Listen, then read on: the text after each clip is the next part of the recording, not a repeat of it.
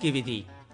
महादेव जी कहते हैं, स्कंद, तदनंतर प्रातः काल उठकर स्नान करके एकाग्र चित्त हो संध्या पूजन का नियम पूर्ण करके मंत्र साधक यज्ञ मंडप में प्रवेश करे और जिनका विसर्जन नहीं किया गया है ऐसे इष्टदेव भगवान शिव से पूर्वोक्त पवित्रकों को लेकर ईशान कोण में बने हुए मंडल के भीतर किसी शुद्ध पात्र में रखें।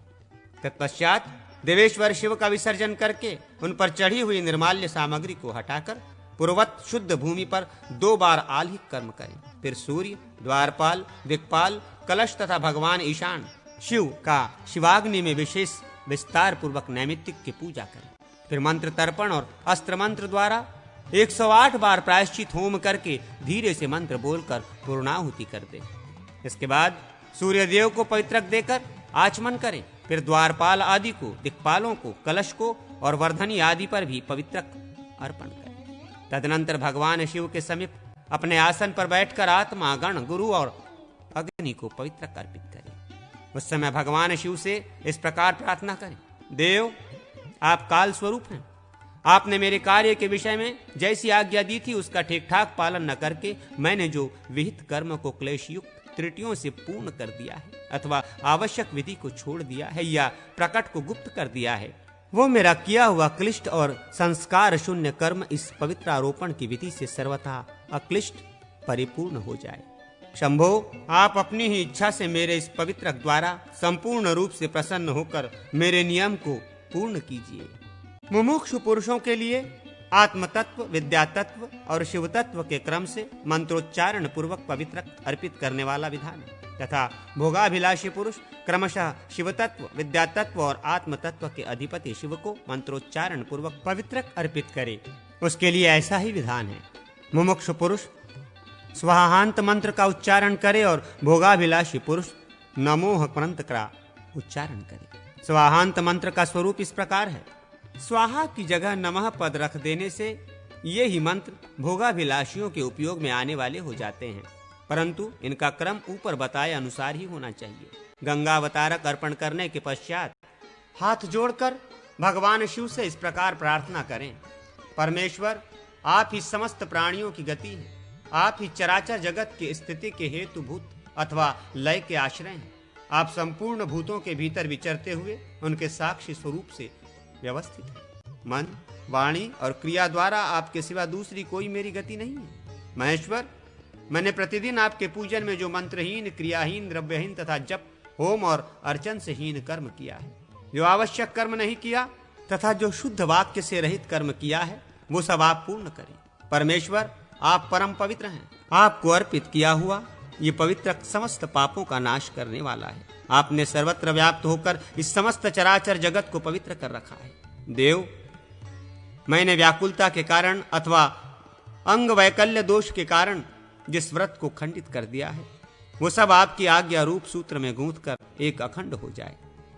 तत्पश्चात जप निवेदन करके उपासक भक्ति पूर्वक भगवान की स्तुति करे और उन्हें नमस्कार करके गुरु की आज्ञा के अनुसार 4 मास, 3 मास, 3 दिन अथवा 1 दिन के लिए ही नियम ग्रहण करें। भगवान शिव को प्रणाम करके उनसे त्रुटियों के लिए क्षमा मांगकर व्रती पुरुष कुंड के समीप जाए और अग्नि में विराजमान भगवान शिव के लिए भी 4 पवित्रक तक अर्पित करके पुष्प, धूप और अक्षत आदि से उनकी पूजा करें। इसके बाद रुद्र आदि को अंतर्बली एवं पवित्रक निवेदित करें। तत्पश्चात पूजा मंडप में प्रवेश करके भगवान शिव का स्तवन करते हुए प्रणाम पूर्वक क्षमा प्रार्थना करें। प्रायश्चित होम करके खीर को आहुति दें। मंद स्वर में मंत्र बोलकर पूर्णाहुति करके अग्नि में विराजमान शिव का विसर्जन करें। फिर व्याहृति होम करके निष्ठुरा द्वारा अग्नि को निरुद्ध करे और अग्नि आदि का निम्नोक्त मंत्रों से 4 आहुति दें। तत्पश्चात दिक्पालों को पवित्र एवं बाह्य बलि अर्पित करें।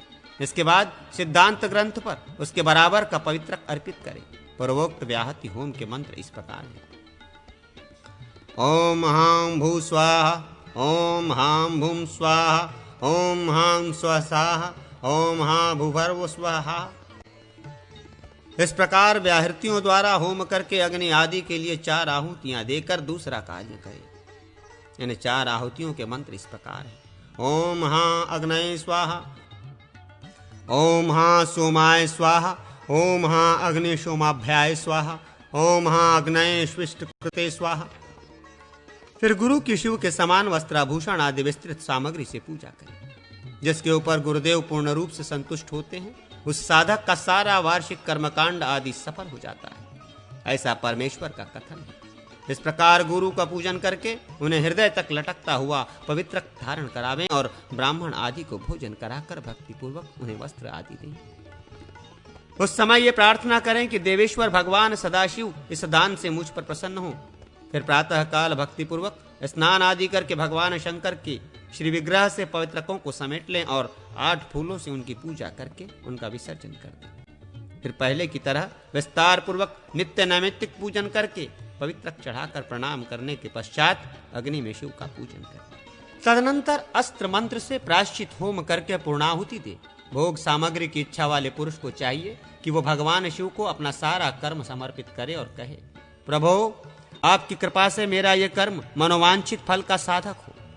मोक्ष की कामना रखने वाला पुरुष भगवान शिव से इस प्रकार प्रार्थना करे, नाथ ये कर्म मेरे लिए बंधन कारक न हो। इस तरह प्रार्थना करके अग्नि में स्थित शिव को नाड़ी योग के द्वारा अंतरात्मा में स्थित शिव में संयोजित करे। फिर अणु समूह का हृदय में न्यास करके अग्निदेव का विसर्जन कर दे और आचमन करके पूजा मंडप के भीतर प्रविष्ट हो। कलश के जल को सब ओर छिड़कते हुए भगवान शिव से संयुक्त करके कहे, प्रभो मेरी त्रुटियों को क्षमा करो। इसके बाद विसर्जन कर दे। तदनंतर लोकपाल आदि का विसर्जन करके भगवान शिव की प्रतिमा से पवित्रक लेकर चंडेश्वर की प्रतिमा से उनकी भी पूजा करके उन्हें वो पवित्रक अर्पित करे और शिव निर्माल्य आदि सारी सामग्री पवित्रक के साथ ही उन्हें समर्पित कर दे। अथवा विधि पूर्वक चंडेश्वर की पूजा करके उनसे प्रार्थना पूर्वक कहे, चंडनाथ मैंने जो कुछ वार्षिक कर्म किया है वो यदि न्यूनता या अधिकता के दोष से युक्त है तो आपकी आज्ञा से वो दोष दूर होकर मेरा कर्म सांगोपांग परिपूर्ण हो जाए। इस प्रकार प्रार्थना करके देवेश्वर चंड को नमस्कार करें और स्तुति के पश्चात उनका विसर्जन कर दें। निर्माल्य का त्याग करके शुद्ध हो भगवान शिव को नहलाकर उनका पूजन करें। घर से 5 योजन दूर रहने पर भी गुरु के समीप पवित्रारोहण कर्म का संपादन करना चाहिए। Page number 167। दमन कारोपण की विधि। भगवान महेश्वर कहते हैं, स्कंद अब मैं दमन कारोपण की विधि का वर्णन करूंगा। इसमें भी सब कार्य पूर्ववत करने चाहिए। प्राचीन काल में भगवान शंकर के कोप से भैरव की उत्पत्ति हुई। भैरव ने देवताओं का दमन आरंभ किया। ये देख त्रिपुरारी शिव ने रुष्ट होकर भैरव को शाप दिया, तुम वृक्ष हो जाओ।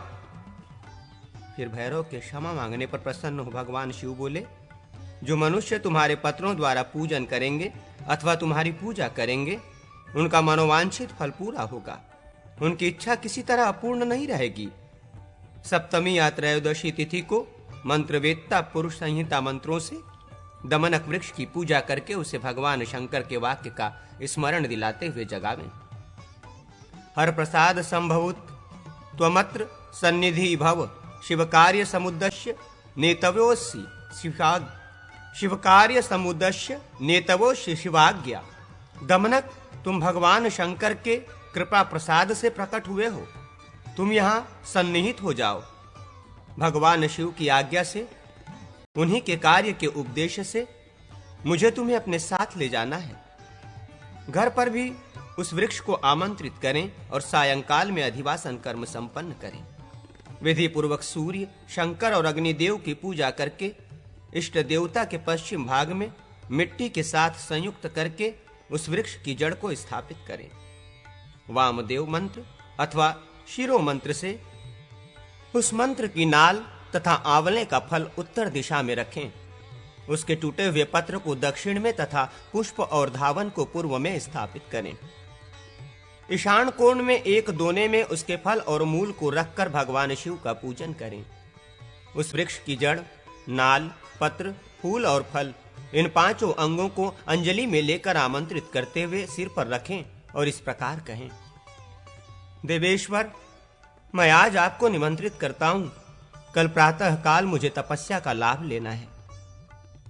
की हुई उपासना को सफल बनाना है, वो सब कार्य आपकी आज्ञा से पूर्ण हो।